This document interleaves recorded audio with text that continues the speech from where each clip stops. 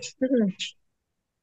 Bismillahirrahmanirrahim. Assalamualaikum warahmatullahi wabarakatuh. Hari ini kita lanjutkan materi kedua di dalam ilmu biomedik dasar kita. Ya, tema yang akan kita bahas hari ini ya cukup, mungkin barangkali cukup menarik ya. Karena memang tema ini berhubungan langsung sebenarnya dengan keberadaan. Ini ada bapaknya enggak? Hanya ibu-ibu saja ya? Ada bapaknya? Enggak, Pak. Ibu-ibu Ibu aja, semua, Pak. Ada. Pak. Oh iya, ibu-ibu saja ya. Nggak apa-apa ya. Berarti saya yang paling ganteng di dalam ini berarti ya. Karena Ya, saya Pak. satu-satunya itu ya. Jadi kita bahas mungkin barangkali ini topik ini bisa saja nanti Ibu temukan ketika Ibu praktek di rumah sakit ya. Maka kita bahas ya satu topik di dalam ilmu biomedik dasar ini hari ini tentang penggunaan alat-alat kesehatan yang kita gunakan di rumah sakit dan kita akan lihat fungsinya. Kemudian ketika kita berhadapan dengan alat ini apa yang harus kita lakukan. Jadi itu mungkin poin-poin penting yang akan kita bahas ya di dalam kita membahas alat kesehatan yang ada di rumah sakit ini. Judul utamanya adalah instrumentasi. Ya, instrumentasi ini tentu berkaitan dengan alat, fungsi, penggunaan, dan kemudian bagaimana alat ini bisa dipergunakan untuk memenuhi ya kebutuhan dasar manusia ketika ada kejadian yang tidak eh, apa yang tidak diinginkan oleh manusia. Yang pertama, kita melihat ini ibu-ibu. Kita melihat ada bumil ya, ibu hamil. Kemudian kalau kalau seandainya saya bertanya apa isi yang ada di dalam perut ibu itu, kok bisa perutnya begitu besar? Nah, kalau kita ingin melihat apa yang ada di dalamnya bagi ibu-ibu, kita gunakan apa kira-kira? Kalau menurut ibu, Bu Yenda? USG, Pak. USG, Ah, Pak. ini sama ya. Jadi setiap saya kuliah itu Bu selalu jawaban tuh USG. Gitu. Ya, kalau Bu Dian, apa jawabannya Bu Dian? Sama, Pak, USG juga. Sama ya USG juga ya. Saya ingin siapa tahu ada yang berbeda jawabannya. Bu Arma, Sama, menurut Bu Pak, Arma USG. sama juga ya, sama Doppler, juga. Pak. Iya. Bu Icut Triade, Ibu ini bu orang Aceh ya? Iya Bu. Enggak, Pak, nama aja, Pak. Icutnya Adin gitu ya. Bu Konita, menurut Bu Icut gimana nih? Apa isi dalam? Pakai apa kita alat kesehatan yang kita gunakan agar kita bisa mengetahui apa isi di dalam rahim ibu ini kira-kira dari ibu? Apa Bu? Kalau melihat USG, Pak. USG juga ya. Kalau melihat, Pak. Nggak ada yang lain Ibu selain USG? Bu Berlen mungkin. Doppler, Pak. Bu Berlen ada nggak yang lain Bu Berlen selain USG? Nggak ya? Ya udahlah, kalau nggak ada, kita lihat Bu, jawabannya bukan USG ternyata ya. Jawabannya ini Bu. Ibu pernah nggak mengenal istilah endoskopi ini? Pernah, Pak. Pernah, Pernah, Pak. Bu Konita pernah. Bu Konita pernah dengar aja di mana Bu? Ya, saya stop dulu lah ini ya. Pernah dengar di mana Bu? Jadi kita diskusi dulu. Pernah di mana Bu Konita? Di rumah sakit. Iya, Pak. Biasanya suka di rumah sakit, Pak. Di rumah sakit ya. Nah, mungkin barangkali kita coba lihat ya Bu ya. Eh, seberapa seberapa besar sekarang perkembangan ilmu pengetahuan dan teknologi itu sehingga ibu-ibu pernah mendengar ya istilah yang ada di sana ya tentang oke bukan ini di atas sorry kita share.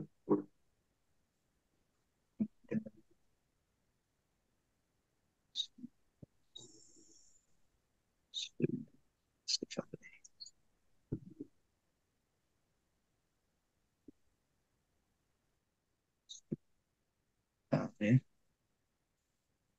Coba saya kalau ini apa yang ibu-ibu lihat sekarang WA ya Bu saya pakai monitor ini dua Bu coba ibu apa ya tolong ibu eh, pantau kalau ini saya buka apa Bu apa yang terbaca di tempat ibu. Pembiasan cahaya pada lensa asteris, Pak. Oke itu ya. Oke saya Oke. coba benar kalau itu ya pembiasan cahaya pada lensa sferis ya. Kalau sekarang Ibu, apa yang terlihat? Google, Pak. Google ya. Oke, saya pindahkan ini.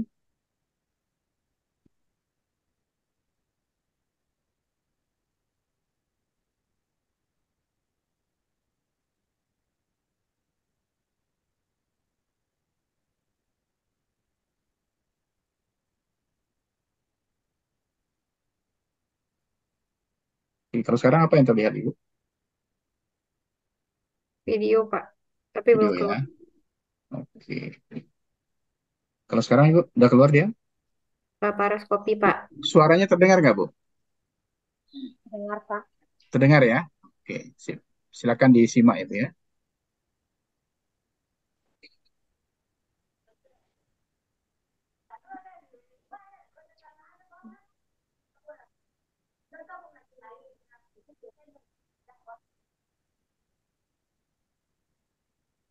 Dengar.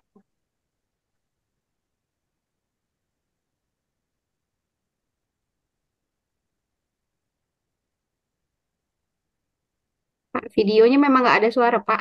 Oh, Benar. itu makanya saya berarti tidak terdengar sama Ibu ya. Berarti salah itu ya. Oke, harusnya ada Bu, harusnya ada. Oke, kita stop share dulu. Berarti nggak terdengar ya suara sama Ibu-Ibu. Video nggak, Oke, Pak. Oke, kita tutup dulu. Kita coba buka dengan cara yang berbeda ya. Saya coba pindahkan dulu. Bentar.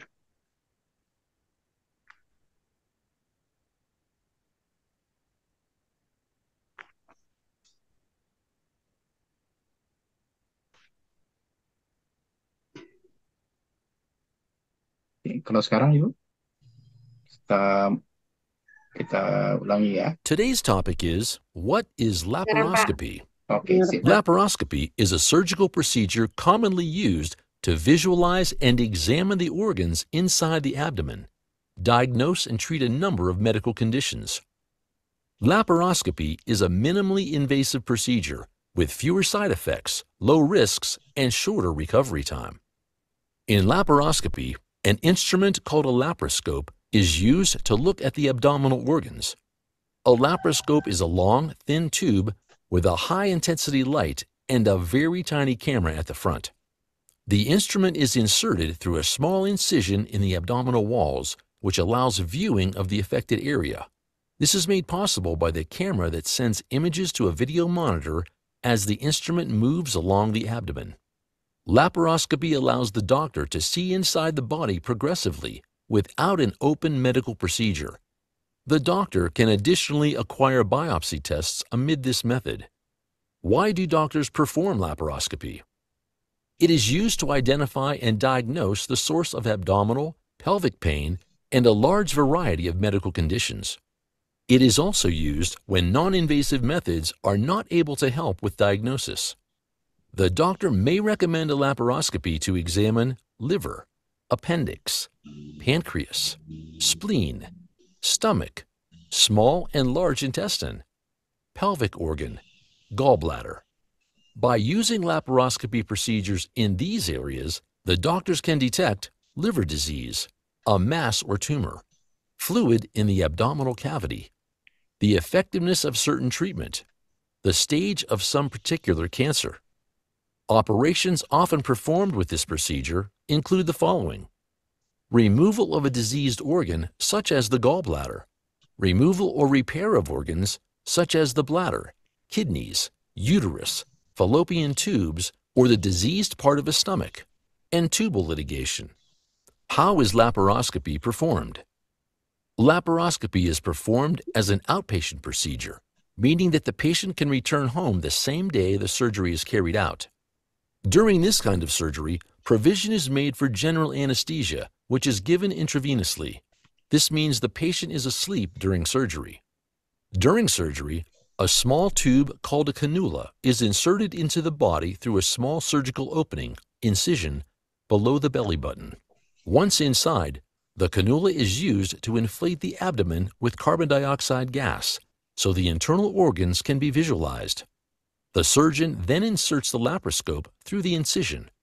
The camera attached to the laparoscope allows the organs to be viewed from a screen in the operating room.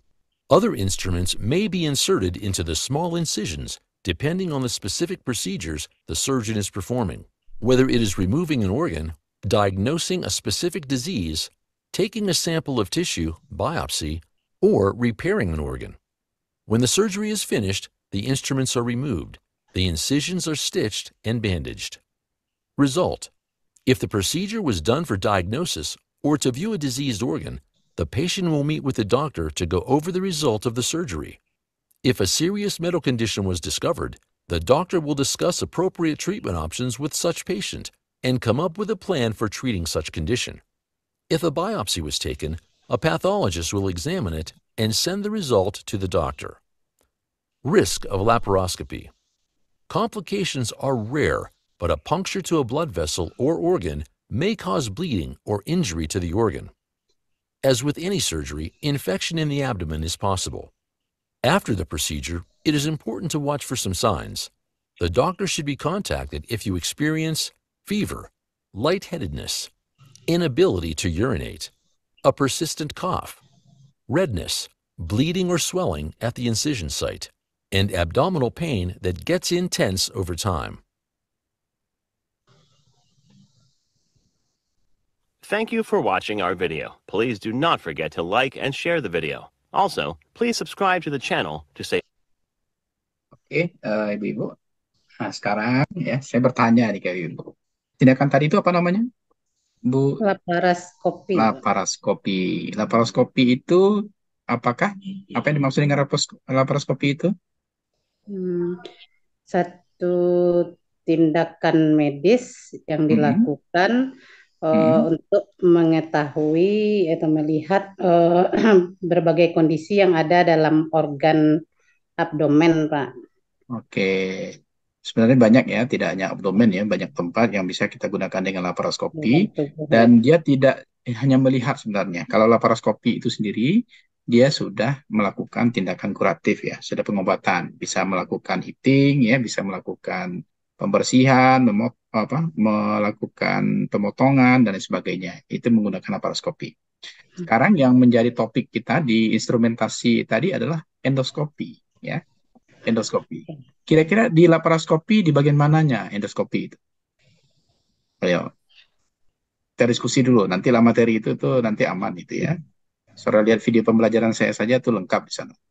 Sekarang kita diskusikan ya. Ketika tindakan laparoskopi ya, mungkin sebagai kata kunci, laparoskopi itu adalah tindakan kuratif yang menggunakan minimal invasif ya. Minimal invasif itu artinya kita tidak memberikan efek yang sangat luar biasa ke pasien ya, kita hanya memberikan efek kecil, makanya namanya minimal invasif ya. Jadi gangguan yang kita berikan kepada pasien itu sangat kecil. Artinya nanti pasien setelah dilakukan operasi laparoskopi itu bisa saja dia sembuh otomatis ya, karena luka atau robekan yang kita berikan itu ukurannya dalam milimeter ya. Sekarang pertanyaannya, di bagian alat laparoskopi itu endoskopi letaknya di mana gitu?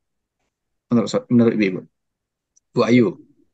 Di ujungnya Pak, itu kamera yang alat untuk dimasukkan ke situnya Pak.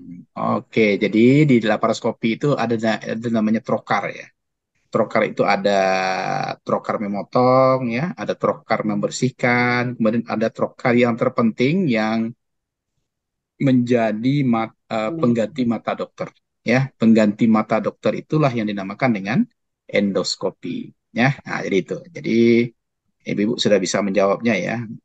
Ternyata yang ingin kita sampaikan di bagian yang pertama ini adalah endoskopi ya. Dan dia nanti biasanya merupakan trokar utama yang menjadi pengganti mata. Oke, sebentar ini salah pula ya. Kebalik pula saya. Bentar. Teknologi ini harus kita ini ya. Kalau tidak tepat dia nggak cocok. Nah, sekarang baru Ibu kelihatan di sini. Oke. Jadi, apa itu endoskopi? Secara definisi, endoskopi itu adalah memotret bagian dalam tubuh menggunakan sinar inframerah. Ya. Jadi, walaupun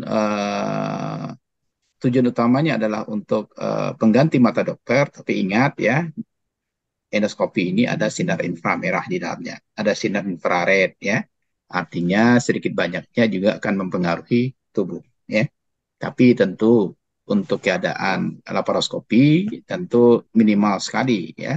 Sinar inframerah ini dipakai ya, dia hanya untuk melihat ya bagaimana bentuk di dalam tubuh ya. Sekarang dengan laparoskopi kenapa kok bisa dilihat? Karena di dalam laparoskopi itu juga selain ada trokar tadi, juga ada pemberian gas ya. Gasnya itu adalah gas CO2 yang berfungsi untuk dapat memisahkan organ-organ di dalam tubuh. Jadi ketika diberikan gas CO2 itu secara diinjeksikan, itu biasanya kalau dia di abdomen, abdomennya akan mengembang sehingga antara usus kemudian organ-organ lainnya itu akan bisa jelas terlihat. Ya, itu yang dinamakan dengan laparoskopi ya, yang di dalamnya ada endoskopi. Kira-kira ibu-ibu ya, di bagian apa saja endoskopi itu bisa dilakukan ya? Selain laparoskopi ya, kalau laparoskopi kan banyak tadi. Tapi kalau di endoskopi saja, alat kecil itu bisa kita masukkan diantaranya untuk mengidentifikasi hernia, ya ada gangguan hernia misalnya. Atau kalau kita masukkan ke dalam rongga mulut, ya itu bisa kita melihat ada polip nggak, atau ada sinusitis nggak dengan adanya alat endoskopi ini. Artinya dengan alat endoskopi ini nanti kita akan bisa melihat seperti apa adanya di dalam organ tubuh kita. Padahal ya kita kalau hanya menggunakan misalnya alat lain selain endoskopi ini kita tidak bisa menggambarkan secara real ya bagaimana keadaan dalam tubuh. Jadi endoskopi ini adalah salah satu-satunya ya sampai saat ini melihat ya bagaimana secara real ya. Kalau melihat dengan gambar banyak. Tapi kalau melihat secara real itu ada satu-satu alat yang baru bisa digunakan di dunia kesehatan itu adalah endoskopi ini. Ya, seperti itu. Bisa dipahami ya Bu, Ibu-ibu itu yang pertama tentang endoskopi.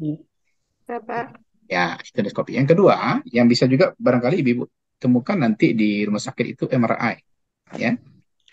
Magnetic Resonance Imaging ya. Kira-kira untuk apa ini Ibu? Untuknya dulu biar kita tahu bersama. Untuk apa MRI ini? Bu Arma Roselia, kira-kira untuk apa gunanya MRI ini? Untuk melihat apakah ada gangguan di kepala. Iya, jadi benar ya Bu Arma Roselia.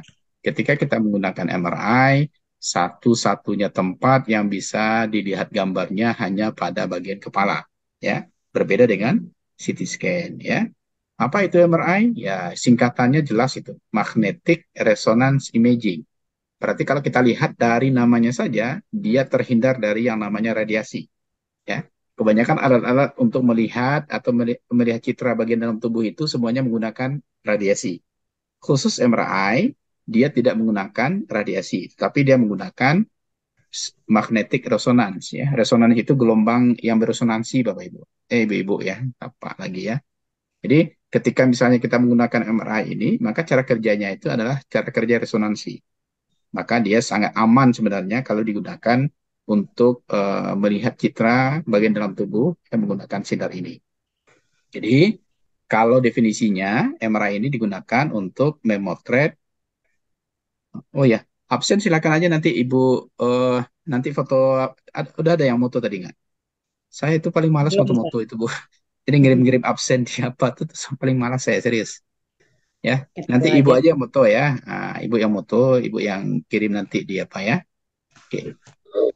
Jadi magnetic resonance imaging itu atau MRI dia berfungsi untuk memotret bagian dalam tubuh menggunakan gelombang radio. Jadi kalau MRI Bu itu bisa dikatakan tidak ada ya, tidak ada efek samping ya. Berbeda dengan endoskopi tadi. Endoskopi itu walaupun sedikit efek sampingnya tapi pasti ada efek sampingnya karena ada sinar inframerah atau sinar infrared. Tapi kalau MRI ini tanpa efek samping, sama dengan USG nanti ya. USG juga tidak ada efek samping ya. Bagaimana hasil citra yang dihasilkan dari MRI? Seperti inilah kira-kira. Jadi kalau kita menggunakan MRI, kita akan bisa melihat ya bagian di kepala itu apa yang terjadi ya. Biasanya MRI ini digunakan ketika terjadi fraktur di kepala pasca kecelakaan misalnya, terjadi benturan dahsyat di kepala, itu kita bisa melihat apa-apa saja gangguan di kepala itu menggunakan MRI ini ya. Jadi misalnya ada darah yang keluar dari pembuluh darah di kepala itu bisa kita lihat ya. Kemudian nanti tindakan apa yang dilakukan dokter itu disesuaikan biasanya dengan hasil MRI. Menurut ibu-ibu mana yang lebih efektif kita gunakan CT scan daripada MRI kalau di kepala? MRI ya. Jadi kalau di kepala itu akan lebih baik kita menggunakan MRI bukan CT scan. Kecuali ada gangguan lain di kepala. Contoh adanya kanker otak misalnya, mungkin itu baru kita menggunakan nanti CT scan. Kenapa seperti itu nanti kita lihat di bagian CT scan ya. Jadi di MRI ini kita bisa melihat bagian dalam tubuh itu dengan sangat jelas karena dia hanya membuat dua bagian utama ya. Yang pertama adalah sistem otot yang ada di kepala, kemudian satu lagi adalah sistem tulang ya. Jadi tulang yang retak, tulang yang patah, kemudian adanya aliran darah di kepala itu bisa kita lihat menggunakan MRI ya, seperti itu. Yang ketiga yang kita lihat ya di rumah sakit itu kita melihat termografi ya. Ini hanya apa saja Bu? Alatnya besar sebenarnya termografi ini ya, yang berfungsi nanti melakukan penyinaran ya. Apa itu termografi? Dia fungsinya adalah melihat panas tubuh menggunakan sinar inframerah. Nah, ini juga menggunakan sinar inframerah. Berarti juga ada radiasi di sini walaupun tentu tidak banyak ya, karena ada batas minimal radiasi yang boleh diperkenankan bisa beradiasi tubuh manusia ya. Jadi kalau kita menggunakan termografi ini Ibu-ibu, kira-kira seperti inilah wajah kita. Ya, Bu Arma yang tampak apa itu ya anggun itu ya, kalau digunakan termografi seperti ini hasilnya ya. Pertanyaannya Bu Arma, kira-kira warna itu menunjukkan apa itu menurut Bu Arma? Bu Arma masih mute. Menunjukkan suhu tubuh Oke, dari lahir itu, Pak. benar ya, benar Bu Arma. Kira-kira suhu tubuh paling tinggi itu di mana? Di warna apa Bu Arma? Warna merah ya, Pak. Merah, Pak. Bu Arma merah. Bu, yang mana lagi merah tuh? Ada dua tadi yang merah. Genda, Pak. Bu Indah merah. Bu Dian apa Bu Dian? Merah, Pak. Oh merah juga. Bu Icut Merah, Pak. merah. Bu Yenda? Iya, Pak. Sama, Pak. Merah, Pak. Ah ya, Tadi udah dijawab. ibu pernah kompor gas apa punya kompor gas enggak di rumah? Ada, Pak. Nah, kalau lah merah tuh ke warna kompor gas ibu, Pak, apa yang terjadi itu, Bu? Ada masalah. Kalau lah merah tuh, Bu, berarti merah itu paling panas itu, Bu. Kalau Bu Yenda, mana yang lebih panas, Bu Yenda? Kalau kompor gas rancak tuh warnanya apa, Bu Icut? Nah, Biru, Pak. Biru, ah, Pak. Ibu asal jawab aja merah. Yang paling panas itu warnanya biru ya, Bu ya. Jangan asal ya, Bu ya. Jadi yang paling panas itu warnanya biru ya. Yang kedua panas itu warnanya hijau. Yang ketiga itu warnanya kuning. Kalau merah tuh lah rusak kompor gas Ibu tuh mabuk pareluan parasian, Bu ya. Ya, yang paling dingin itu di sana warnanya putih ya. Jadi kalau kita lihat ya dengan alat termografi wajah kita itu maka akan terlihat seperti ini ya. Biasanya kan yang paling panas itu di bagian luar, Bu. Jadi kalau Ibu pegang lah, apalagi Ibu di apa ya, di apa namanya, di minggu-minggu tersapi itu, Bu. Nah, itu angin wajah. Isi-isi sih Bu angin itu. Ya. Ya kan Bu Arma ya. Nah, itu menandakan di bagian luar itu warnanya yang paling panas ya, biru gitu. Jadi alat termografi ini Ibu banyak digunakan biasanya untuk pasien kanker gitu ya. Terutama misalnya di karsinoma kanker nanti dilakukan termografi di mami gitu ya. Itu akan terlihat nanti semakin dia mendekati area kankernya itu nanti warnanya akan semakin biru seperti itu. Ya. Oke, nah ini barangkali yang paling banyak Ibu lihat di rumah sakit ini. Pernah melihat saturasi Ibu? Pernah, Pak. Ah ya, bahasa medisnya pulse oximetry ya. Pulse oximetry itu adalah berfungsi untuk mendeteksi denyut jantung dan oksigenasi jaringan menggunakan sinar inframerah. Jadi yang ditaruh di tangan kanan di jari tengah itu, Bu, dia juga ada sinar inframerah itu sebenarnya, ya. Tapi tentu dosisnya sangat rendah, ya. Kalau kita menggunakan pulse oximetry atau saturasi ini, sesungguhnya kita bisa mendetek yang pertama denyut jantung, ya, denyut jantung. Yang kedua juga kita bisa mencek oksigenasi darah, ya. Kalau oksigenasi darah di dalam pembuluh darah itu berkurang, itu biasanya pasien lemas ya, pasien tidak berdaya, pasien perlu bantuan segala macamnya. Itu bisa kita cek menggunakan pulse oximetry ini atau saturasi ini.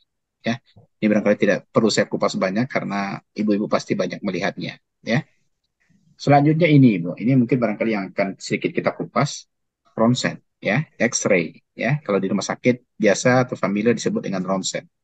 Sekarang apa itu ronsen? Ya, ronsen itu adalah penggunaan sinar X untuk memotret bagian dalam tubuh untuk fungsi diagnosis. Pertanyaan saya pertama, Ibu-ibu, apa perbedaan diagnosis dengan kuratif? Bu Yenda, apa bedanya, Bu? Kalau Ini diagnosis, ya silakan. diagnosis lebih kepada hasil kesimpulan dari penyakitnya, Pak. Nah, Nah, terus kalau kuratif ke pengobatan, Pak. Oke, ya tepat ya. Ya, jawaban Bu Yenda tepat. Jadi kalau misalnya nanti dokter, oh ini kita diagnosis dulu, berarti dokter itu akan menemukan nanti kesimpulan akhir, tetapi belum melakukan treatment, belum melakukan pengobatan, ya, belum melakukan tindakan kuratif, ya. Tapi dokter itu nanti akan melihat pengecekan fisik, anamnesanya mungkin, kemudian hasil laboratoriumnya, kemudian satu lagi ditambah dengan hasil radiologinya, apakah itu Radiologi. ronsen, ya CT scan, ya MRI dan segala macamnya. Maka selanjutnya diambil ditegakkan diagnosa. Maka ketika dia menegakkan diagnosa itu sesungguhnya dia sudah melakukan fungsi diagnosis, ya. Jadi baru dia penegakan, oh penyakitnya ini, tapi belum dilakukan tindakan pengobatan atau tindakan kuratif. Nah, itu. Jadi benar ya jawaban Bu Indah. Jadi ketika dokter sudah menegakkan diagnosa, maka nanti dilanjutkan dengan tindakan-tindakan kuratif lebih lanjut. Ya kalau seandainya dilakukan operasi, ya apakah dilakukan yang lain itu tergantung nanti kesepakatan dokter, biasanya melewati komite mediknya juga seperti itu. Oke, ibu-ibu. Sekarang X-ray dikatakan di sini fungsinya diagnosis. Ya, jadi dari diskusi kita tadi, di sini dikatakan bahwasanya X-ray atau ronsen itu adalah penggunaan sinar X untuk memotret bagian dalam tubuh untuk fungsi diagnosis. Pertanyaannya, apa yang dihasilkan dari ronsen itu? Ibu-ibu. Apa yang dihasilkan dari apa, Ibu? Dari ronsen itu. Apa, Bu Icut, yang dihasilkan dari hasil ronsen? Gambar objek tubuh. Gambar objek tubuh kita terima ya. Tapi mungkin barangkali dirubah bahasanya ya. Ketika kita mendapatkan hasil ronsen itu sesungguhnya bukan gambar, tapi citra, atau kalau bahasa Inggrisnya image, ya. Walaupun image itu bahasa kitanya gambar ya Bu ya, tapi berbeda gambar yang dihasilkan oleh alat biasa dengan alat diagnostik ini. Karena yang dihasilkan adalah anatomi tubuh. Walaupun ronsen itu nanti yang dihasilkan hanya dua sistemnya. Yang pertama otot, yang kedua adalah skeletal. Ya, jadi kalau kita lihat ronsen itu fungsinya hanya pada muskuloskeletal. Dia hanya bisa menggambarkan dua itu saja, otot atau jaringan yang ada di sekitarnya. Kemudian satu lagi adalah tulang. Pernah kan melihat hasil ronsen, Ibu? Pernah, Pak. Nah, seperti inilah kira-kira. Nah, sekarang saya bertanya lagi, Ibu. Ini enak pula ya. Kalau saya ngajar anak reguler, Bu, saya nggak nanya-nanya kayak ini. Ini karena Ibu sudah terbiasa di rumah sakit. Kira-kira menurut Ibu, kenapa hasilnya itu hitam dan putih seperti itu? Atau abu-abu lah, kalau nggak mau bilang hitam. Bu Icut, apa? Bu Icut ini memang kayak orang Aceh ya. Ayo, kenapa warnanya dua itu aja, Bu? Ditorak juga seperti itu tuh. Ditorak juga warnanya hitam dan putih. Kira-kira tahu Bu Icut kenapa warnanya itu? Bu Arma? Ayo, kenapa warnanya hanya hitam dan putih? Bu Dian? Tahu Bu Dian kenapa warnanya itu? Atau ada enggak perawat radiologi di sini, Bu? Nggak ada. Bu Enggak, Dewi? Pak. Nggak ada ya. Bu Konita pernah di radiologi mungkin? Bu Ayu? Nggak ada ya. Enggak ada, Pak. Atau pernah nggak melihat berdiskusi dengan dokter gitu? Ini warnanya kok kasih warna agak sedikit cerah gitu. Kenapa sih gitu? Enggak ya. Belum, Pak. Belum ya. Nah, jadi Ibu kalau seandainya nanti diskusi dengan dokter, ditanya dari dokter kok hasil ronsen ini warnanya hitam dan putih saja, itu karena ya ronsen itu kan dikatakan sinarnya sinar beta itu. Sinar beta itu kalau Ibu belajar di SMA kemarin itu bisa menembus kulit, bisa menembus otot, tetapi dia tidak bisa menembus tulang. Ya, sinar itu ada tiga sebenarnya Ibu. Yang pertama sinar alfa.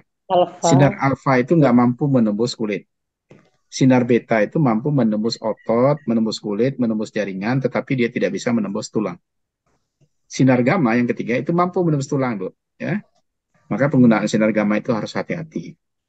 Jadi pertanyaannya, kenapa kok bisa warnanya hitam dan putih seperti itu?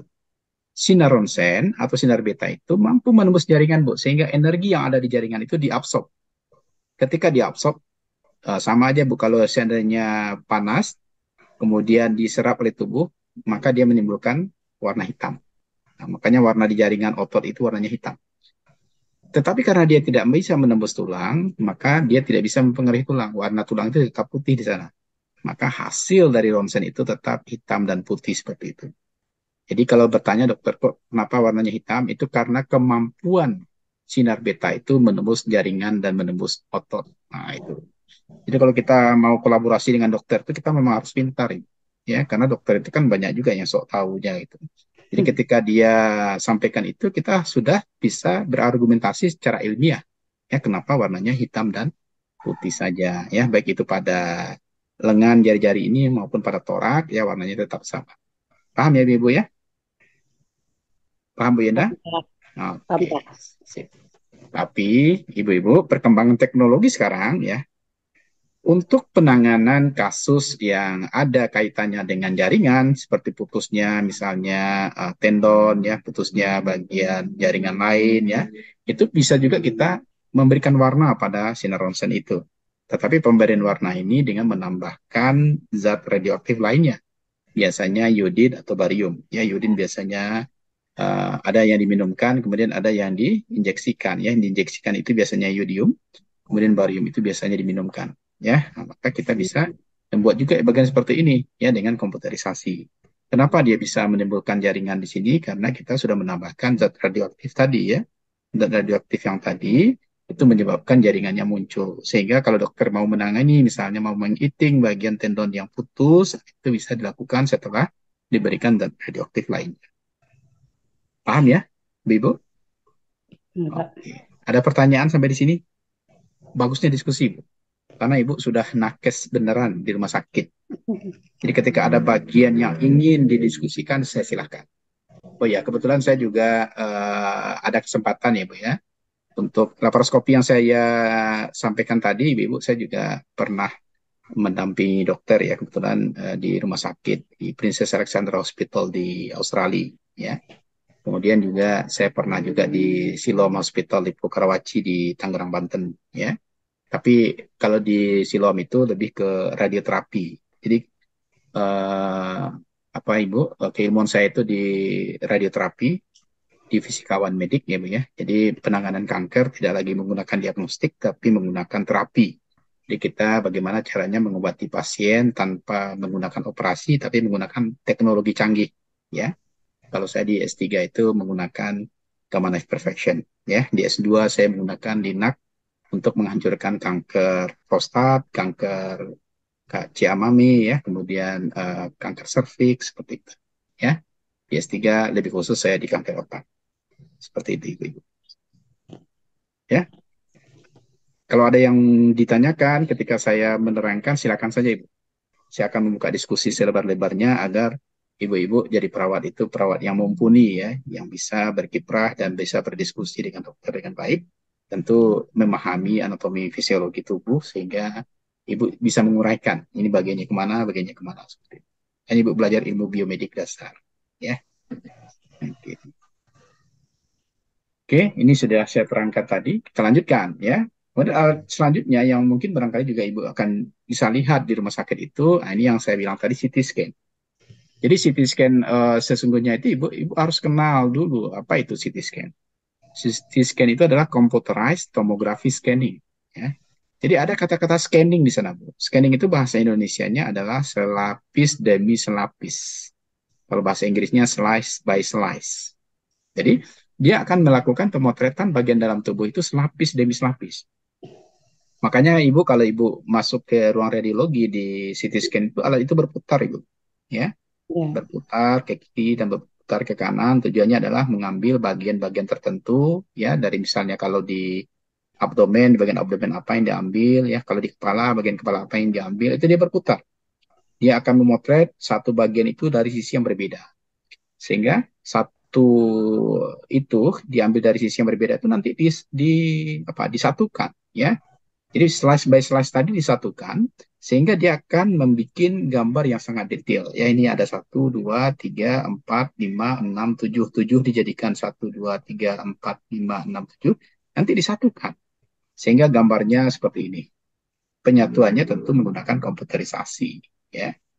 Jadi sehingga anatomi tubuh itu, ya, kalau misalnya di kepala itu akan sangat detail terlihat, sehingga bagian-bagian apa yang tidak sesuai dengan anatomi normal itu akan terlihat oleh dokter radiologi atau dokter radio-onkologi kalau seandainya itu adalah kanker dengan sangat baik dan bisa menentukan berapa ukuran kanker atau kejanggalan yang terjadi pada anatomi tubuh sehingga baru bisa ditegakkan diagnosa apa yang akan ditindakan untuk pasien tertentu. Ya, itu menggunakan CT scan. Jadi kalau saya ceritakan tadi, Ibu, kalau Ibu menggunakan CT scan di kepala, berarti di Tenggarai ada permasalahan kanker di otak, ya, atau brain cancer. Ya, seperti itu. Paham, Ibu-Ibu? Ya. Jangan sampai tertidur, Ibu, ya. Oke. Ada pertanyaan mungkin barangkali dari Ibu yang lain? Bu Ayu? Bu Debi? Bu Emma? Bu Serlin? Nah, ini saya sapa ini ya. Bu Namira? Gak ada ya. Bu Dian mungkin ya. Bu Dian ada yang mau ditanyakan, Bu Dian? Belum, Pak. Belum, oke ya. Oke. Kalau nggak ada, kita lanjut dulu. Ya. Salah satu Bu teknik yang banyak dilakukan sekarang itu adalah adanya retak di tulang pelvis. Retak di tulang pelvis itu juga bisa dibantu menggunakan CT scan ini. Sehingga ya setelah diketahui ya seberapa retak, seberapa parah ya kasus yang terjadi pada CT scan itu baru bisa dilakukan tindakan-tindakan tertentu ya. Biasanya kalau untuk pelvis ini biasanya dilakukan tindakan operasi secara diagnostik ya, bukan secara terapi ya, seperti itu. Karena belum ada alat untuk menyatukan tulang pelvisnya. Ini biasanya terjadi pada perempuan ini kebanyakan ya, karena tulang pelvis perempuan itu menurut riset itu lebih rapuh dibandingkan tulang pelvisnya laki-laki. Ya, kalau laki-laki jatuh dari ketinggian sekian pun Bu, jatuh di apanya dulu, jadi aman-aman aja, berdiri dia lagi kan. Tapi kalau perempuan kebanyakan terjadi masalah di tulang pelvis ini. Oke, kita lebih lanjut lagi ya Ibu. Saya rasa ini nggak ada di tempat Ibu-Ibu. PET ya. PET itu adalah positron emission tomography ya. Positron emission tomography ini kita sudah menggunakan sinar radioaktif ya. Sinar radioaktif yang kita gunakan kalau kita menggunakan PET itu adalah positron. Positron itu singkatan dari positif elektron ya. Nah, ini hanya gambar saja Ibu. Alatnya seperti ini sebenarnya. Jadi satu unit alat ini itu berada di satu ruangan Ibu ya. Sangat besar nanti alat ini. Kemudian nanti ketika dilakukan misalnya diagnostik untuk misalnya ada tumor kosta itu berada di belakang paru Ibu. Itu menggunakan alat ini itu tubuh pasien itu masuk semuanya ke dalam alat ini, nanti alatnya berputar ya, alatnya berputar untuk melakukan penyinaran kepada bagian-bagian tertentu yang sudah didetek ya oleh dokter radio-onkologi. Jadi dokternya sudah berbeda ini. Bukan lagi dokter radiologi, tapi dokternya sudah dokter radio-onkologi. Dokter radio-onkologi itu bahasa kitanya dokter kanker menggunakan radiasi gitu Ibu ya. Jadi PET ini ya ini sudah sangat jelas ya menentukan mana organ yang target itu adalah yang menderita tumor atau menderita kanker. Kemudian nanti mana OR. OR itu singkatan dari organ etris. Organ etris itu adalah organ yang berisiko terkena dampak pemberian sinar radioaktif kepada tumor prosta itu. Jadi kalau di dalam istilah radioterapi, Ibu, ada istilahnya radioresisten ya. Radioresisten itu maksudnya adalah memberikan dosis radiasi tinggi ke kanker dan meminimalkan dosis pada organ etris dan juga pada jaringan sehat di sekitarnya. Ya, itu dinamakan dengan radioresisten. Ya. Jadi kalau konsep radioterapi ini Ibu zero accident ya. Untuk dia bisa zero accident atau nol kecelakaan itu, maka sebelum dilakukan tindakan real ke pasien biasanya dilakukan dulu TPS namanya. TPS itu adalah Treatment Planning System. Jadi semua tindakan yang akan dilakukan ke pasien dicobakan dulu di TPS. Tidak ke hewan coba ya Bu ya. Ini berbeda dengan biomedik. Tidak ke hewan coba tapi digunakan pada satu monitor inti ya. Kalau di Gamma Knife namanya Lexel Gamma Plane. Kalau di Linac beda lagi namanya adalah nukleotron ya kalau di Linac. Kemudian pada alat lain beda lagi, di PET ini ada lagi namanya khusus ya. Jadi sebelum tindakan itu dilakukan ke pasien, dilakukan dahulu ke TPS ya atau treatment planning sistemnya ya, sehingga nanti berapa ukuran kankernya, kemudian di mana berada kankernya, bagaimana mobilisasi kankernya. Ingat ya, sel-sel abnormal yang tumbuh di dalam tubuh itu akan bergerak seirama dengan pergerakan yang ada di dalam tubuh ya. Contoh, tumor kosta ini dia akan bergerak sesuai dengan bagaimana pergerakan paru ya, karena dia berada di di bagian paru-paru. Paru-paru itu kan dia mengembang dan mengempis, maka tumor kosta pun juga akan bekerja seperti itu ya. Kalau misalnya di karsinoma mami ya, dia juga akan bekerja seperti itu, bagaimana keberadaan mami itu, dan pasti akan seperti itu juga mobilisasi tumor yang ada di dalamnya. Serviks juga seperti itu. Di otak juga seperti itu. Di otak bahkan lebih sulit ya, karena kita bekerja dengan sel-sel atau aliran-aliran darah kecil, kemudian bagian-bagian yang sangat yang sangat detail ya, itu harus perlu TPS yang mumpuni ya, sehingga kita bisa melakukan treatment terbaik pada pasien. Itu dilakukan pada TPS terlebih dahulu sebelum dilakukan kepada pasien. Ada pertanyaan Ibu sampai di sana? Iya Pak. Ya, Masih lagi, Pak. Yang soal PET ini Pak, PET ini masuk kategori untuk penegakan diagnostik atau udah untuk kuratifnya itu Pak? diagnostik. Diagnostik berarti Ya, Pak. masih mirip dengan MRI, tapi kekhususan diagnostik untuk PET ini biasanya untuk penanganan kanker, ya. Sudah ke Soalnya kan penanganan ada, kanker. Ya, soalnya kan ada kan terapi untuk kanker itu dengan melakukan penyinaran gitu. ya. Itu. Ya, itu yang radioterapi, Bu Yenda. Oh, itu Ya. radioterapi. Itu yang radioterapi. Ini baru pada diagnostik, ya. PET ini fungsinya masih untuk diagnostik. Setelah jadi PET untuk diagnostik ini maksudnya adalah untuk memastikan berapa ukuran kanker, bagaimana mobilisasi kanker, kemudian mana OR ya. OR itu singkatan dari organ atris. Organ atris ini nggak boleh kena radiasinya. Kemudian jaringan sehat di sekitarnya, di sini ada ginjal. Ya. Ginjal ini nggak boleh kena radiasinya. Maka OR, jantungnya tadi, atau ginjal tadi tidak boleh kena radiasi sinar radioaktif. Maka itu perlu ditentukan titik-titik koordinat pastinya ya, sehingga nanti ketika disinari ya menggunakan radioterapi yang saya sampaikan tadi beda, dia tidak boleh mengenai jantung dan juga tidak boleh mengenai ginjal. Makanya sangat presisi dan sangat akurasi istilahnya ya. Jadi kalau radioterapi itu kata kuncinya harus presisi, harus akurasi. Presisi itu tepat. Jadi kalau main biliar Bu, kalau tembak bola 6 harus kanai bola 6 tuh. Nggak boleh kanai bola 9. Kalau kanai bola 9, kanai jantung Bu. Mati wak dulu kan. Kalau jaleh kanker cegah awal meninggal dulu kan. Nah, itu nggak boleh ya. Itu nggak boleh. Karena sinar radioaktif itu waktu paruhnya sebentar, ada 6 jam. Kalau 6 jam setelah itu jantungnya hilang, ya tinggal kita kan.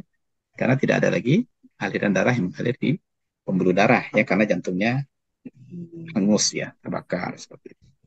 Ya, Bu ya. Jadi memang perlu presisi dan perlu akurasi ya.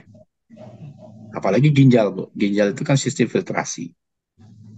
Lah campurnya racun je yang sehat di dalam tubuh. Yang meninggal juga kan, racunan seperti itu. Paham, Ibu? Ya Pak. Oke. Ada pertanyaan lagi? Silakan. Ada satu lagi, Ibu. Kalau PET ini kan dia menggunakan tadi kita sampaikan dia menggunakan sinar radioaktif ya, positron. Positron ini berat, Ibu. Ada satu lagi yang lebih ringan, namanya SPECT. Ya. SPECT itu singkatan dari Single Photon Emission Compute Tomography. Ini nggak ada di slide ini. Ada di slide ini. Yang slide ini yang wah-wah saja Ibu. Kalau single photon emission compute tomography ini dia menggunakan foton, tidak menggunakan positron, positif elektron. Ya, ketika dia menggunakan foton, energinya lebih ringan, kemudian juga dia menggunakan dosis yang lebih rendah. Ya, itu lebih aman pada pasien sebenarnya dibandingkan PET. Walaupun PET ini kalau hasil citranya itu sama saja. Ya, kalau di Siloam kita gunakan spek ini, single photon emission compute tomography, sehingga dosis yang diberikan ke pasien tidak terlalu tinggi, kemudian tetapi gambar yang dihasilkan sama saja, ya lebih sama saja bagusnya gitu. Kalau PET memang bagus, tapi kan PET menggunakan positron, ya agak lebih berat ya terkena dampaknya pasien ya. Saya lebih menganjurkan spek alatnya tidak sebesar PET ini. Kalau PET ini kan sangat besar. Kalau spek ini mirip nanti ada alatnya yang saya lihat kan ada sebesar linak nanti ya, sebesar linak. Oke, paham ya Bu ya. Jadi selain PET ini ada spek namanya Single Photon Emission Compute Tomography. Bahasanya bahasa kampung kita ya, bahasa Sumatera Barat ya. Ya, semua yang saya ajarkan bahasanya kan bahasa kita ya. Ya Bu ya. Oke. Ya, Ada Pak. pertanyaan Ibu? Ini enak nih Bu ya. Kalau reguler yang saya ajarkan kan hitung-hitungan Bu. Saya lihat Ibu apa pula hitungan saya ajarkan ini. Pusing Ibu ya. Saya ajarkan yang bermanfaat untuk Ibu di rumah sakit itu ya. Oke ya. Pak. Ya. Oke. Ini lagi Bu, ada fetal EKG. Apa bedanya dengan EKG dewasa ini Bu? Kalau EKG Ibu tahu ya. Ya, Kalau EKG apa Ibu? elektrokardiogram. Elektrokardiogram. Kalau fetal EKG berarti EKG digunakan untuk jantung janin Jantung. ya. Jadi uh, lebih kuat lagi sebenarnya ya. Bagaimana kita melihat bagaimana elektrokardiogram bekerja pada janin. Ya, janin itu berada di dalam rahim ibu. Kemudian nanti kita akan melihat bagaimana detak jantung janin ya di dalam rahim ibu. Tapi konsepnya sama dengan EKG sesungguhnya ya. Ada PQRS-T ya, ada PQRS-T. Kalau PQRST-nya bekerja secara terus-menerus dengan ukuran dan jarak yang sama, maka pasien dikatakan sehat. Tetapi kalau PQRST-nya bekerja tidak lagi sama dan jaraknya juga berbeda, itu sudah ditenggarai ada masalah dengan kardiovaskular ya pada jantung. Oke. Selanjutnya ada EMG ya Bu ya. Jadi ini kelistrikan semua ini. Yang tadi di elektrokardiogram pada fetal, sekarang EMG itu pada otot ya. Dia ada pengukuran kelistrikan pada jaringan otot ya. Tujuannya apa ini? Ini sesungguhnya bisa membantu pasien yang setelah operasi misalnya mati rasa ya. Ada ya. Ketika darahnya tidak sampai di bagian pembuluh paling jauh ya sehingga mati rasa. Itu bisa dibantu menggunakan EMG ini ya, elektromiogram ya, sehingga nanti sel-sel yang mati di bagian otot itu bisa dipulihkan kembali. Tetapi tentu tidak dengan satu kali treatment ya, ada beberapa kali treatment yang biasanya dilakukan dengan kalau di rumah sakit ada istilahnya fisioterapi ya. Fisioterapi itu banyak yang bisa dilakukan di sana ya Bu ya. Ada yang dengan ini, ada juga yang menggunakan nanti ada microwave head therapy, radiothermi terapi dan lain sebagainya. Yang berfungsi adalah mengaktifkan kembali jaringan-jaringan yang mungkin barangkali mati pasca operasi. Itu bisa kita menggunakan. Salah satunya adalah EMG. Nah, ini Bu untuk kelistrikan semua itu pada umumnya memiliki ya sinusoidal yang sama sebenarnya ya. Seperti ada lembah, ada bukit gitu ya. Ada bukit, ada lembah seperti itu. Ini karena kalau dirapatkan tentu dia seperti ini. Ya kalau direnggangkan dia kembali membentuk bukit dan lembah seperti itu. EEG. Nah, EEG ini apa gunanya nih Bu Icut? EEG apa Bu gunanya?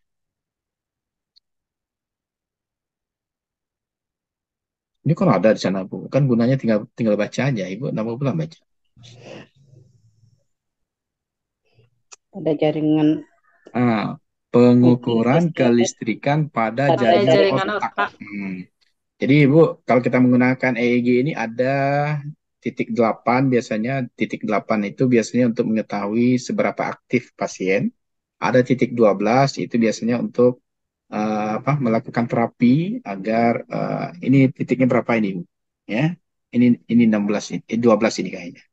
Itu berarti dia sudah dalam keadaan ya misalnya ada gangguan di kelistrikan di otaknya, itu kita bisa menggunakan EEG ya. Jadi tujuannya adalah untuk melakukan pengukuran kelistrikan pada jaringan otak. Pertanyaannya Ibu, apakah ini bisa menyembuhkan orang gila? Tidak. Tidak ya, ini pasti ya. Tidak. Ini tidak untuk orang gila. Ini untuk orang sehat ya. Tujuannya hanya untuk memulihkan kelistrikan di otak, tidak untuk mengembalikan kekurang ingatannya ya. Jadi jangan disamakan ya. Kalau untuk orang sakit jiwa beda lagi alatnya ya. Oke. Tapi apanya sama sebenarnya ya. Karena kelistrikan pasti ada bukit dan pasti ada lembah ya. Kemudian ada kelistrikan di retina ya, elektroretinografi atau ERG. Ini berfungsi untuk pengukuran kelistrikan pada jaringan retina ya. Jadi kalau retinanya bermasalah ya, itu kita bisa menggunakan alat ini untuk mendetek ya apa yang terjadi pada retinanya ya. Apa saja penyakit-penyakit yang ada di retina, Ibu? Yo, apa Bu penyakit yang ada di retina? Yang dasar aja Bu, jangan pula penyakit-penyakit yang dalam pula Ibu. Yang dasar aja Bu, apa penyakitnya? Kalau seandainya jaringan retina rusak Ibu?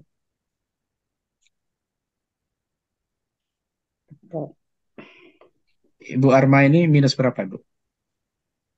4, Pak. Itu Ibu retinanya bermasalah nggak? Iya. Itu jangan gampang-gampang aja Ibu, jangan mikirnya jauh-jauh. Jangan mikir jauh-jauh ya. Mikir yang dekat-dekat aja ya. Jadi ada hipermetrop, ada miop. Kalau presbiop masuk nggak? Pak. Presbiop apa itu Bu? Ini jangan-jangan nggak tahu pula, malu kita Bu. Kita perawat. Apa itu presbiop? Nah, Budian jawab lagi. Budian, apa itu presbiop? Biasa disebut rabun senja, Pak. Senja ya. Presbiop itu tidak bisa melihat jauh dan tidak bisa melihat dekat. Ya, itu rabun senja Bu. Tidak ya. Jadi biasanya presbiop itu penyakit karena faktor U Bu. Ya. Kalau orang lah tambah gaib Bu, daki nak nampak jauh apa lagi. Itu presbiop. Jadi kacamatanya itu ada dua Bu, di bawah ada yang untuk dekat, yang jauh ya jelas ya, seperti Bu Arma ini. Ya, Bu Arma ini baru seperempat aman lah ya. Ada yang punya kacamata lagi? Ada yang kacamata rabunnya dekat? Nggak ada ya? Oh, nggak ada ya. Nah, ini sehat semua nih kayaknya. Ini retinanya nggak ada bermasalah. Ya. Oke ya. Alatnya seperti ini. Nah, ini berbeda lagi Bu. Ada lagi yang dinamakan dengan ophthalmoscopy. Ophthalmoscopy ini adalah melihat bagian dalam mata. Kalau tadi kan retina. Kalau ini dalam mata. Kalau dalam mata berarti nanti yang akan bermasalah adalah penglihatan utuh. Ya, ada yang menderita misalnya buta permanen, ada yang buta parsial dan lain sebagainya. Itu kalau kita menggunakan ophthalmoscopy ini bisa dicek ini. Biasanya Ibu kalau mata ini Bu kalau kita buka warnanya orange full ya, orange full. Tapi kalau seandainya ada warna kuning seperti ini, ya itu ditenggarai ada permasalahan pada jaringan di matanya ya. Ini bisa menyebabkan buta permanen ya, buta permanen ya. Jadi tidak retina lagi. Kalau retina kan tempat menangkap cahaya Ibu ya. Kalau ini sudah matanya yang bermasalah. Maka dia digunakan alat yang kita kenal dengan ophthalmoscopy. Ya, seperti itu. Ini lagi Bu. Otoskopi. Otoskopi ini adalah melihat bagian dalam telinga. Ya. Melihat bagian dalam telinga itu yang kita lihat apa Ibu? Bu Arma. Apa yang kita lihat? Apa yang kita lihat ketika kita melihat bagian dalam telinga? Kita bisa melihat ada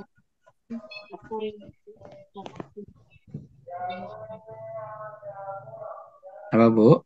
Kok berhenti Bu Arma? Ya, ya Pak. telinga kita itu ada 3 bagian Ibu.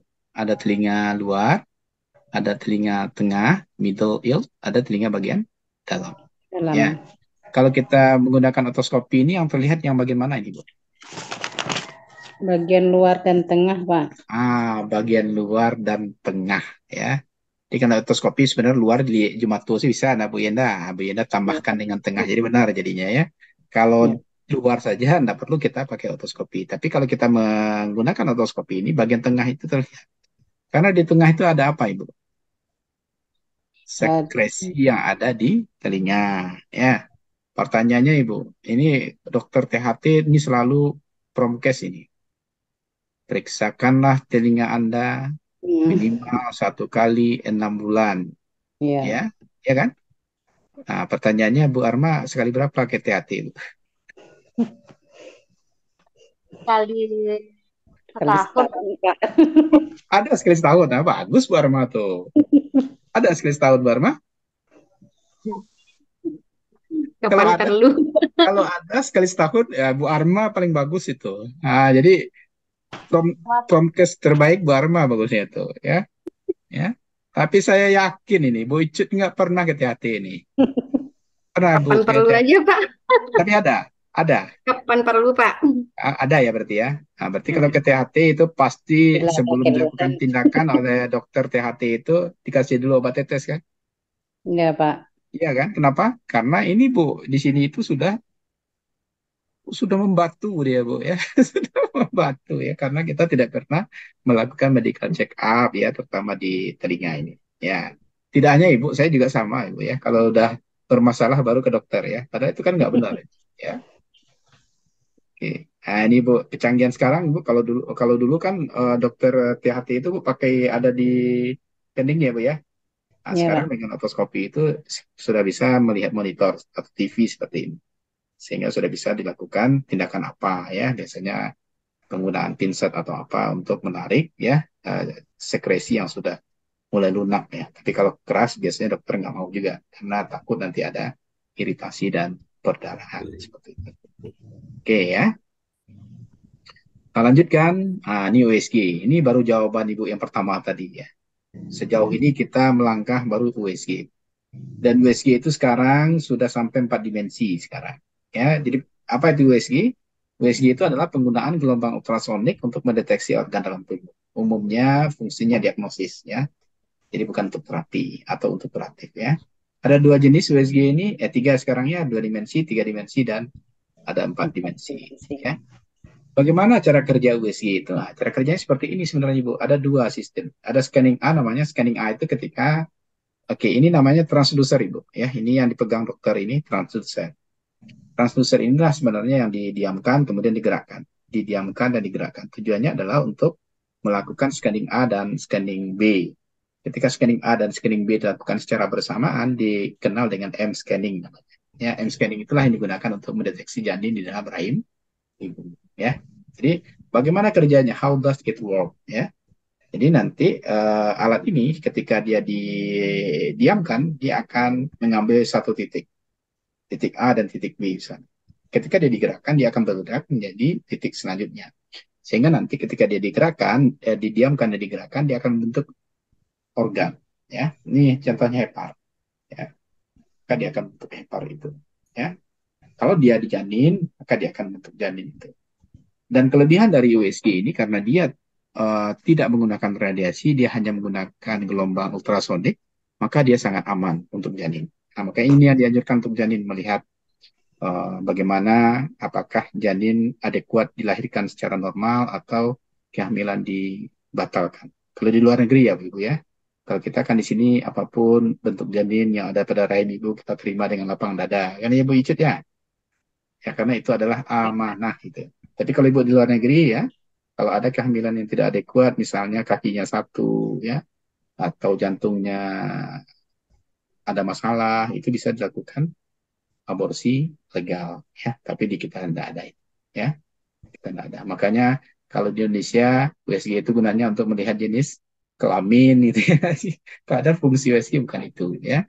Fungsi USG bukan melihat jenis kelamin, tapi ingin melihat apakah kehamilan itu dilanjutkan atau tidak. Seperti itu. Ini 2 dimensi, ya. Ini 2 dimensi. Ini 3 dimensi. Coba bedanya apa nih Bu? 2D, ini 3D. Apa bedanya Bu? Nah, Jelas ya, apalagi sekarang 4D, Bu. Sekarang 4D sudah 3D dia. Jadi kalau dulu, Bu, kita nggak bisa tahu nih, Wajahnya. wajahnya nggak tahu kan, botak apanya nih botak lah nama ada ya. Kok anaknya botak kan apanya sih keribu kan itu anak siapa? Jadi pertanyaan itu ya, nanti bisa dicek sekarang itu dengan USG ya seperti itu ya. Ah, apa emaknya rambutnya tebal-tebal kan tiba anaknya botak kan nah, seperti itu ya. Berarti ada orang lainnya. Jadi pertengkaran jadinya gara-gara USG gitu ya. Oke, kita lanjut ya. NST ya, NST atau non stress test ya. Nah, ini yang dilakukan untuk melihat yang pertama fetal heart rate, yang kedua adalah kontraksi uterus. Jadi ini digunakan juga pada ibu hamil ya. Yang pasti alat ini untuk mengetahui apakah uterus rahim ibu itu mampu berkontraksi secara normal ya. Alatnya itu ditaruh di apa? Ini alatnya ya, saya skip saja. Dia ditaruh di bagian atas satu kemudian pada bagian bawah saja. Ya. Satu untuk kontraksi uterus, satu untuk janinnya. Oke, nah ini alatnya seperti ini. Ini menggunakan bed pesawat ya, bed yang bisa naik turun seperti itu. Oke, ini masih ada nggak menurut ibu-ibu? Vakum, masih boleh nggak? Iya, Pak. Masih ya. Tapi siapa yang melakukan? Dokter, Pak. Dokter Dokter Objin, ya. Pak. Kalau bidan nggak boleh ya. Jadi benar jawaban ibu ya. Jadi kalau dokter yang melakukan silakan ya. Tapi kebanyakan dokter lebih memilih SC sekarang kan ketimbang vakum ya atau forceps ya. Apa? Karena lebih gampang dan lebih mahal itu ya. Seperti itulah ya. Kira-kira ya. Iya enggak, Bu? Bu Arma? Ya, Iya, Pak. Bu? Iya ya. Jadi ini vakum ya, vakum ekstraksi. Kenapa di vakum ekstraksi itu akan kelihatan menonjol di kepala bayi itu, Bu? Tarik. Karena ditarik ya, karena disedot ya. Tapi lama kelamaan hilang nggak, Bu? Hilang, Pak. Hilang. Tapi ada juga yang tetap. Jadi dua kasus itu tetap ada. Ada yang tiba-tiba kok kepala lu agak panjang ya. Ya, ini tanya ke orang tuanya dulu di vakum dah gitu ya. Tapi ada juga yang hilang. Jadi situasi ya, situasional ya. Ada yang hilang ya berdasarkan perkembangan tubuh, ada juga yang menetap ya seperti itu. Nah, ini yang forceps ya. Forceps itu membuka jalan lahir gitu ya. Nah, Ibu tahu ya. Tak perlulah saya terangkan lebih detailnya. Nah, ini yang saya bilang tadi, kalau untuk orang sakit jiwa, kita menggunakan elektroshock namanya. Kalau orang sakit jiwa, yang benar-benar sakit jiwa, digunakan alat ini sembuh dia nih, Bu. Jadi kalau ke rumah sakit jiwa itu mahal harganya itu Bu gara-gara ini, elektroshock. Karena nanti pasti akan di treatment awal pasien itu menggunakan ini. Kalau memang dia sakit jiwa itu pakai ini sembuh dia. Ya, makanya kalau orang sakit jiwa itu jarang yang lama-lama berada di tempat rumah sakit itu, Bu. Ya, kalau dia memang dilakukan terapi yang benar. Ya. Tapi kalau orang yang pura-pura gila ini yang sulit. Kalau digunakan elektroshock ini, nah ini dia tambah gila ini karena putus ya semua tali-tali yang dibutuhkan oleh kepala. Ya, ini yang menyebabkan orang lupa ingatan dan seterusnya ya. Kenapa? Karena elektroshock ini dia menggunakan energi tegangan tinggi. Terapi shock listrik untuk aktivitas otak biasanya untuk pasien dengan gangguan jiwa ya. Nah, seperti ini, Bu. Jadi kalau orang sakit jiwa dikasih ini kan dia nggak tahu apa-apa, Bu. Habis itu dia sembuh. Tapi kalau orang pura-pura gila dikasih ini dia lari nih, Bu, ya. Karena dia sudah tahu, oh ini bahaya ini pas dia lari. Jadi makanya sakit jiwanya terus menerus gitu ya. Ini elektroshock. Oke, audiometri itu adalah berfungsi untuk pendengaran dengan menggunakan peralatan audiometer. Jadi kalau ada gangguan-gangguan pendengaran, itu biasanya kita menggunakan alat ini ya, audiometer. Ah, ini yang terakhir, Bu. Saya bercerita mungkin banyak di sini ya, karena bidang saya di sini ya. Ini radioterapi, Bu. Jadi radioterapi ini ya definisi umumnya itu adalah terapi dengan menggunakan sinar radioaktif, umumnya untuk kanker. Jadi radioterapi ini untuk kanker, Bu. Sampai saat ini saya belum melihat ya radioterapi digunakan selain kanker. Jadi dalam radioterapi ini, Bu, ada dua ya, dua bentuk pekerjaan yang dilakukan dokter radio-onkologi, kemudian fisikawan medis, ya, kemudian juga dokter radiologi. Kalau di otak ada lagi dokter spesialis bedah saraf namanya Bu ya. Bedah saraf itu tidak menggunakan pisau biasa, tapi dia menggunakan alat yang saya namakan tadi gamma knife perfection. Jadi gamma knife perfection itu adalah pisau gamma, tapi tidak pisau di dalamnya. Dia menggunakan zat radioaktif. Radioaktifnya adalah kobalt.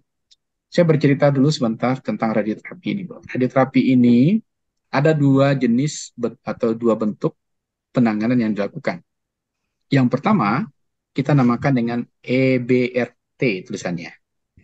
Dia singkatan, External Beam Radiotherapy.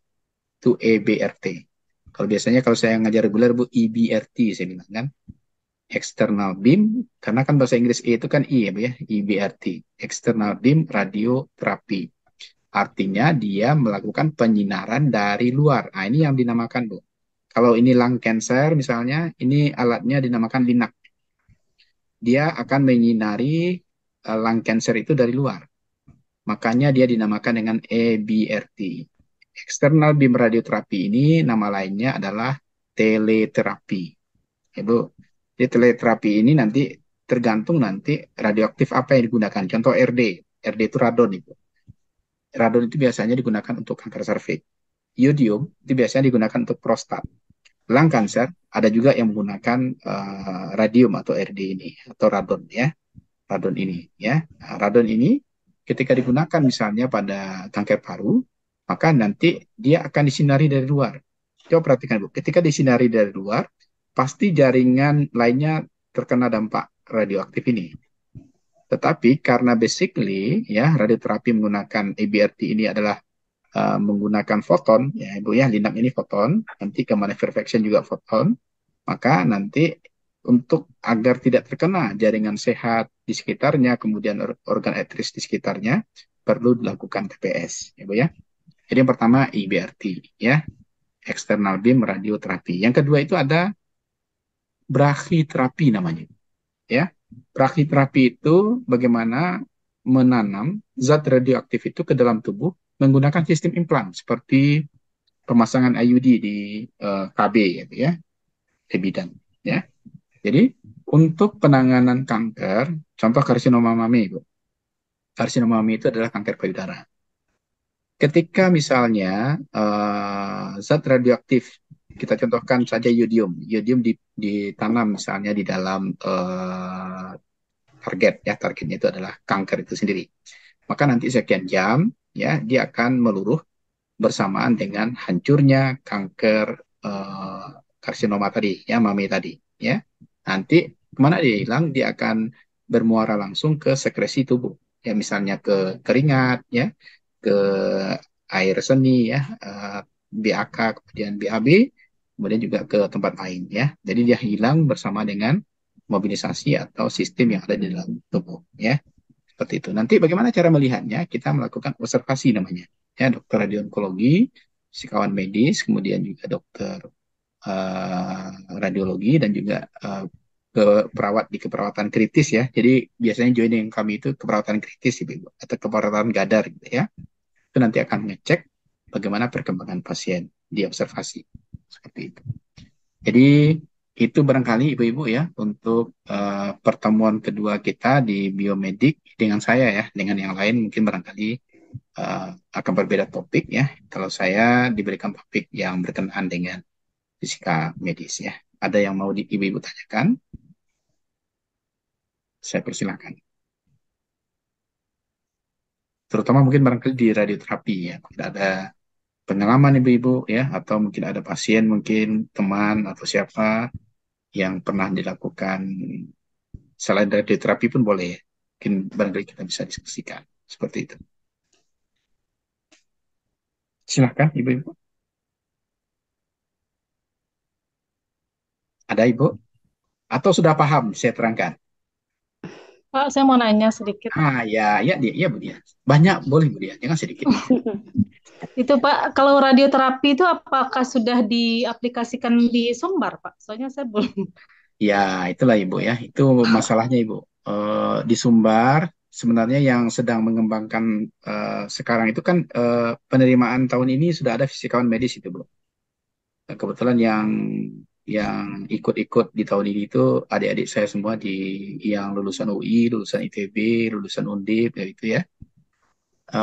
Di Sumbar baru akan, Bu. Yang baru sudah memesan alat linak ini baru Rumah Sakit Unan, ya Rumah Sakit Unan. Di RSAM baru menerima stafnya baru ya fisikawan medisnya. Jadi belum alatnya mahal Ibu ya. Jadi untuk radioterapi ini alatnya sangat mahal. Eh, di saya saja Bu untuk satu kali treatment di Gamma Knife Perfection itu satu kali treatment itu nggak bisa pakai BPJS itu. Jadi 165 juta gitu. Ya. Itu satu kali treatment Ibu ya. Tapi dahsyatnya Ibu alat ini nggak perlu rawat inap pasiennya. Ya setelah dilakukan tindakan ya 6 jam selanjutnya dia boleh pulang. Dia boleh melakukan aktivitas lain gitu. Jadi hebatnya di situ. Berarti satu Memang kali terapi aja ya, Pak? ya untuk gambarnya satu kali terapi. Nanti diobservasi bagaimana perkembangannya. Kalau seandainya memungkinkan melakukan tindakan lanjutan, boleh ya. Tapi kebanyakan tidak ada Bu, tidak ada tindakan lanjutan. Diobservasi, nanti dia hancur, kemudian menyusut, kemudian hilang seperti itu. Seperti itu. Ya, karena banyak sekali yang masih pembedahan sekarang kan, Pak, Iya, untuk pembedahan. diangkat gitu. Ya, pembedahan Pemulihannya itu pun kan itu. maksimal invasif namanya Bu ya. Jadi kalau maksimal invasif itu Ya. melakukan luka atau robekan yang besar pada pasien, kemudian pasien merasakan sakit yang maha dahsyat kan seperti itu. Kemudian pasien tidak bisa melakukan aktivitas lanjutan ya, karena harus dilakukan juga fisioterapi pasca dilakukan operasi seperti itu. Karena ada juga teman kan Pak, dia itu KCA Mami yang Ya, sebelah kanan, dan itu pemulihannya itu dia nggak masuk itu 2 bulan untuk yang sensoriknya itu Pak, yang menggenggam itu sampai ke sana gitu Pak. Pemulihannya iya, sakitnya memang di atas rata-rata Pak gitu betul. Pak. Sampai 2 bulan dia pemulihan Pak. Jadi sangat maksimal invasif sekali gitu Pak. Iya, Cuma betul. kalau radioterapi sekarang kan nggak, kan 165 juta kan Pak. Nggak, Jadi kalau mungkin linak nggak, untuk Bu. Linak BPJS itu pun nggak. yang saya sampaikan tadi kan itu gamma knife perfection brain cancer, Bu. Kalau untuk Oh, linak yang itu anggarannya 45 sampai 60. 45 sampai tapi 60. tetap tidak terjangkau untuk masyarakat Ya, umum yang ya, Pak. pasti BPJS nggak mau nanggung gitu. Iya, Pak. Iya, gitu. Betul, Pak. betul. Ya, ya. Tapi ya untuk ibu-ibu kan bisa mendapatkan informasi apa ya, ya informasi A1 lah ya. Dapatkan informasi dari orang yang sudah bergelut dengan itu. Memang ya ilmunya sudah berkembang di Indonesia, tapi perkembangannya masih di Pulau Jawa, Ibu. Ya. Kalau saya alhamdulillah dapat kesempatan juga untuk melanjutkan ini di QUITI ya di Queensland University of Technology di Australia kemarin. Ternyata alatnya juga sama yang ada di Siloam ya. Jadi ternyata kita nggak kalah-kalah amat ya ketika menggunakan alat dengan teknologi canggih ini. Tapi sayangnya di Sumatera Barat belum ada Ibu ya. Yang baru di Pulau Jawa. Kalau untuk Gamma Knife Perfection sekarang sudah ada di Siloam dan sudah ada juga di Rumah Sakit Cipto Mangunkusumo. Tapi yang sudah established itu memang di Siloam Ibu. Karena pemerakarsa utama itu di Siloam tahun 2017.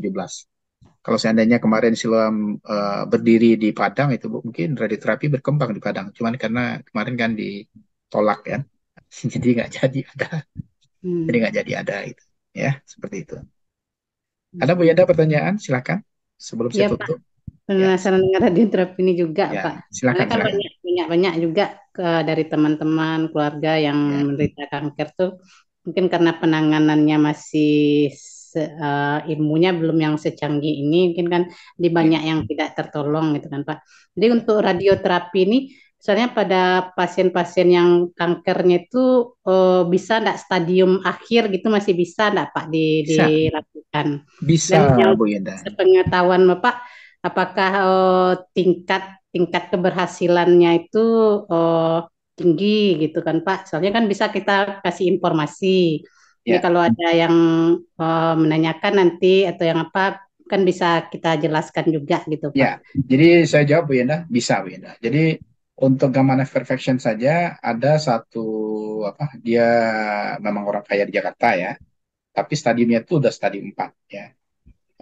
Setelah dilakukan Gamma Knife Perfection itu ya dia masuk jam 8, kemudian dia keluar jam 5. Jam jam apa?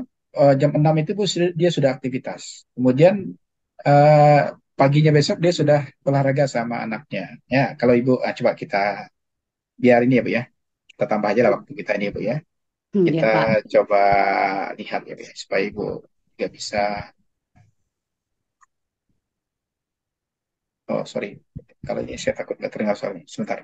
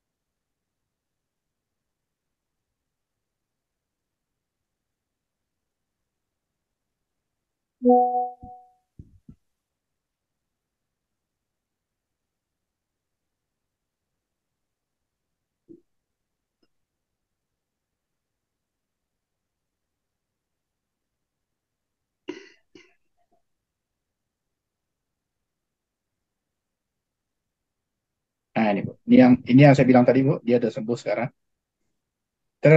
Terlihat Bu? Terlihat Pak. Oke, coba Bu dengar ya. Ini pengakuannya dia nih.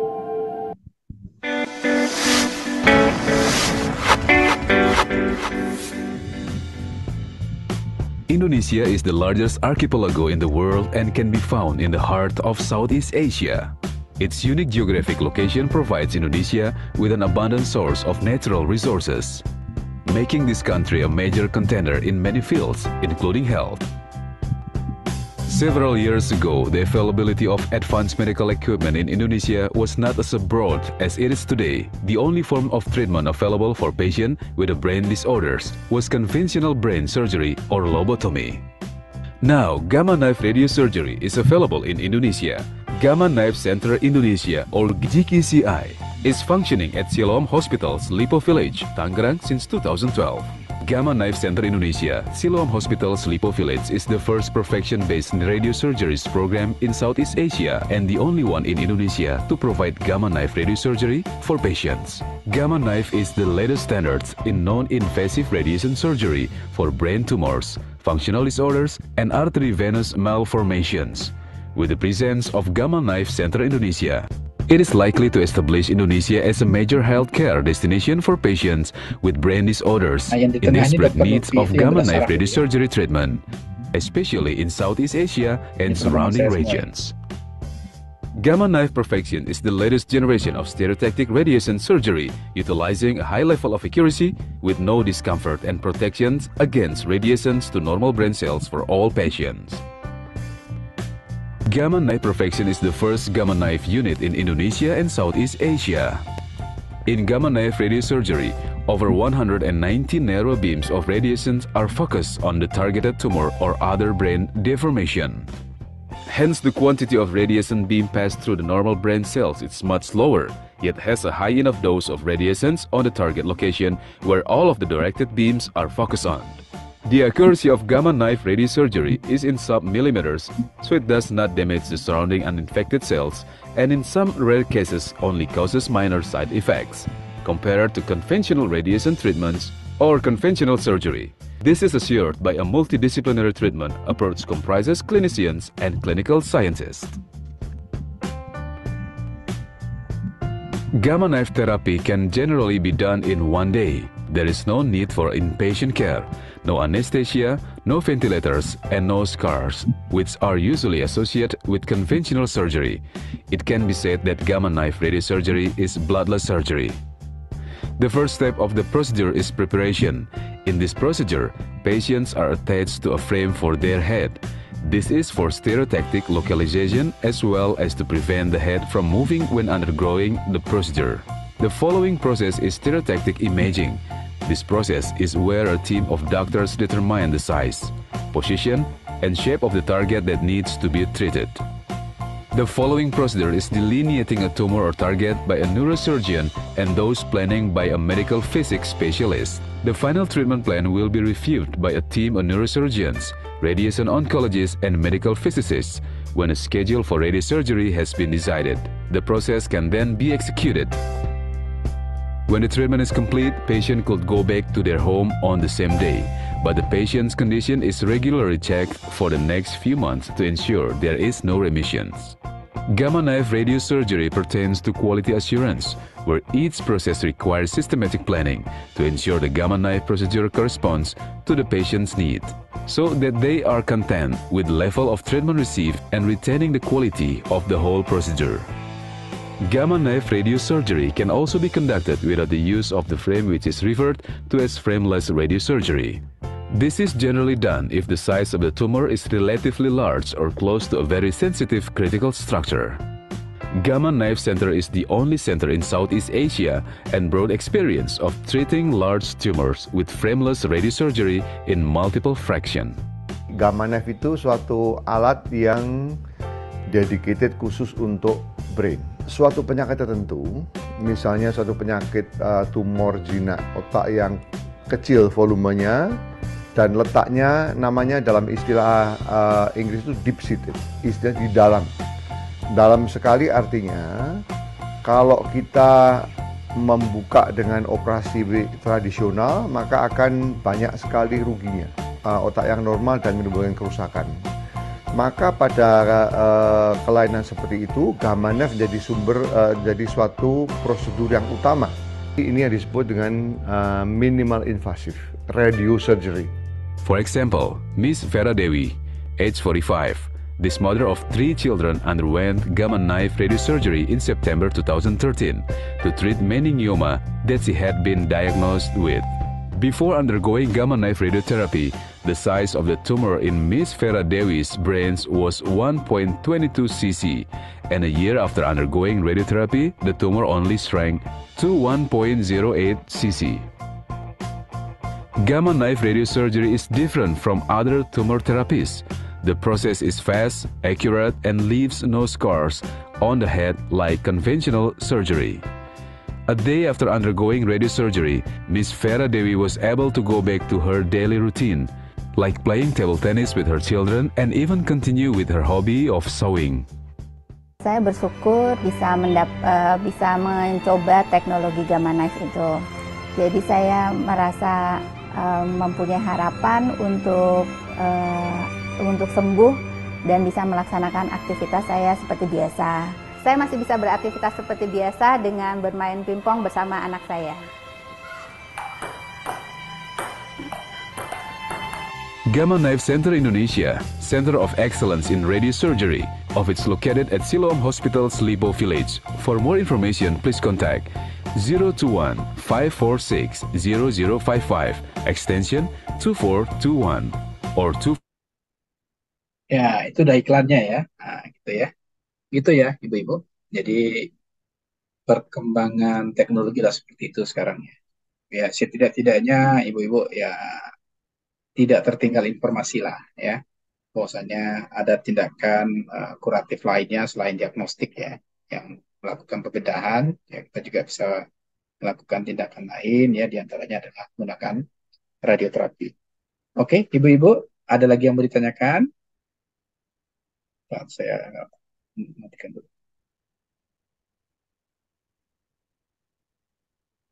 Kalau tidak, mungkin barangkali Ibu-Ibu difotokan ya Ibu. Nanti minta tolong saya kirimkan. Aktifkan kamera Ibu-Ibu semua. Nanti dikirim di grup ya, Bu Yenda aja ya. Bu Yenda kayaknya, Bu Yenda pakai apa? Pakai HP ya? Siapa yang pakai laptop? Pakai HP semua ya? Bu Icut pakai HP? Bu Dian kayaknya pakai laptop nih. Tapi Bu Dian kemana ya?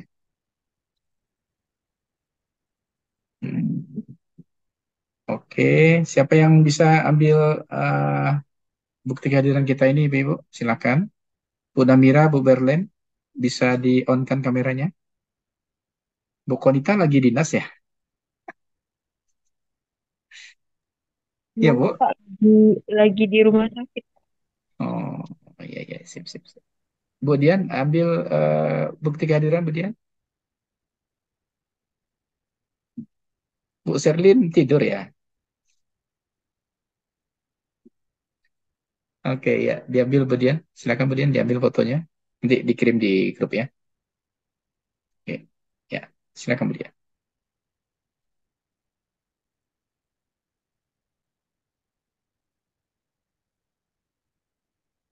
Pak, caranya gimana ya, Pak? Allahu Akbar. Oh, udah. Ibu Sudah. senyum, Ibu senyum, Ibu senyum. Ya Allah, saya tuh malas ngirim di grup itu. Ya, Bu, Ibu senyum.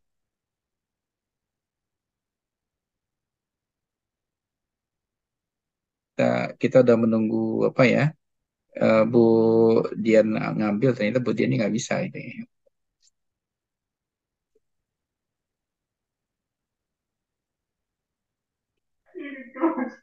Pak, izin Pak, mungkin saya boleh bertanya sedikit Pak. Iya, iya, boleh. Silakan, silakan, silakan. Boleh Bu, sebelum Apakah saya close ini. Nah, Pak, sedikit Pak. ya, Untuk silakan. prosedur pengobatan radioterapi ini apakah sama dengan kayak CT scan kontras Pak yang harus diinjeksikan obat terlebih dahulu atau bagaimana Pak? Tunggu, tunggu, Bu Debi agak agak kurang bersih suaranya. Coba diulangi lagi, Bu. Ya.